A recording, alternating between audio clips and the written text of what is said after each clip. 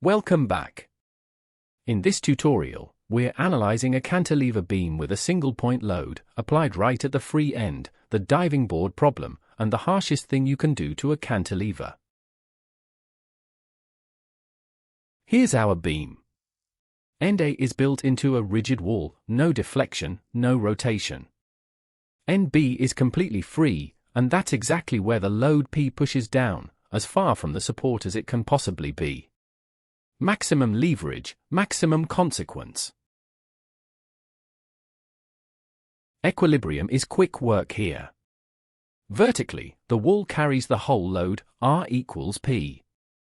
And taking moment about A, the load acts at the full lever arm L, so the wall must resist a moment of P times L. Compare that with the distributed load, whose resultant sat at midspan, concentrating the same total force at the tip doubles the wall moment.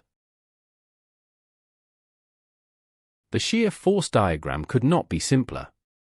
Every cut between the wall and the tip sees the same single force P beyond it, so the shear is constant, positive P, from one end to the other. One flat rectangle, no slopes, no crossings. The bending moment diagram is a single straight line. At the tip, the moment is zero. Moving toward the wall, the lever arm grows steadily, so the moment grows linearly, reaching its maximum magnitude at the wall PL, hogging, with tension along the top face. A straight ramp from 0 to PL. The deflection is where the diving board earns its name. The beam leaves the wall perfectly flat, then curves down, steeper and steeper, to its maximum at the tip PL cubed, over 3EI. Remember the 3, it makes this the most flexible standard case in the beam tables, 16 times the deflection of the same load at the center of a simply supported span. Let's recap.